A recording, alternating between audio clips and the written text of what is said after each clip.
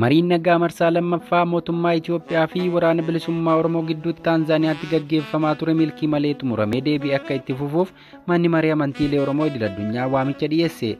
Manni maree amantiilee Oromoo idil-addunyaa xalayaa banaa ministeera muummee Abiy Ahimad fi ajajaa olaanaa Abaawwa Boojaal Marrootiif barreesseen nagaan bu'uuf mariin nagaa waliigaltee malee xumuramee deebii akka eegalu gaafateera. Manni marichaa mareen nagaa mootummaa Itoophiyaa fi waboo gidduutti gaggeeffamaa ture ni milkaa'a jedhee eegaa akka turee fi milkaa'uu dhabuu isaan gaddi guddaan itti dhaga'amu caqaseera. Waldichi qaamolee lama garaagarummaa gidduu isaaniitti dhalate ammas deebi'anii mari'achuun furmaata waaraa akka barbaadaniif xalayaa kaleessa sadaasa 23 bara 2023 baaseen gaafatee jira. Mariin nagaa marsaa lammataa Taanzaaniyaatti gaggeeffamuuf akka jiru oduunsaa yeroo dhaga'amu namoonni hedduun qaamoleen lamaan waliigaluu abdii jedhuun gammachuu isaanii ibsataa turaniiru. Haa ta'u malee wiixata darbe sadaasa 21 2023 qaamoleen lachuu mariin isaa waliigaltee malee xumuramuu ibsan.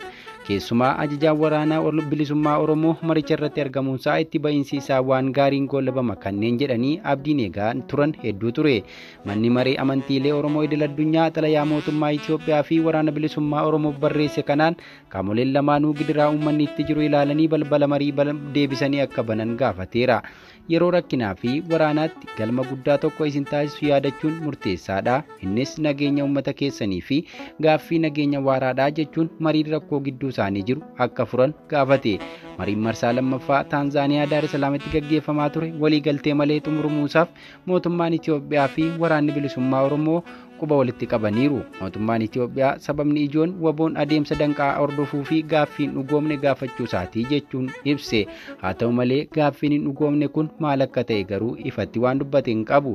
Waraanni bilisummaa Oromoo gama isaan ibsa baaseen carraa seena qabeessi kallattii sirrii tarkaanfii guddaa adeemsisuu danda'u kun kan fashale mootummaan Itoophiyaa adeemsa isaa sirreessuu hanqachuuni jechuun fedhiin mootummaa hooggansa waboo ofitti hawwachuu irratti kan xiyyeeffate jechuun komate.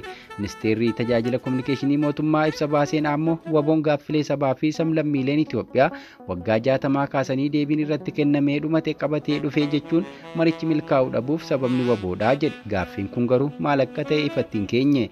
Mariin qaamoleen lamaanii waliigaltee malee xumuramuu hordofee mootummaan waboo irratti tarkaanfii fudhataa jiraachuu fi cimsee akka itti fufus beeksiseera.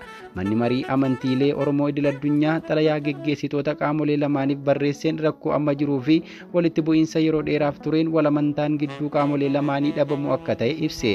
Qaamoleen lameen fedhii uummataaf dursa kennanii mariitti deebi'uun murteessaadha jedhe.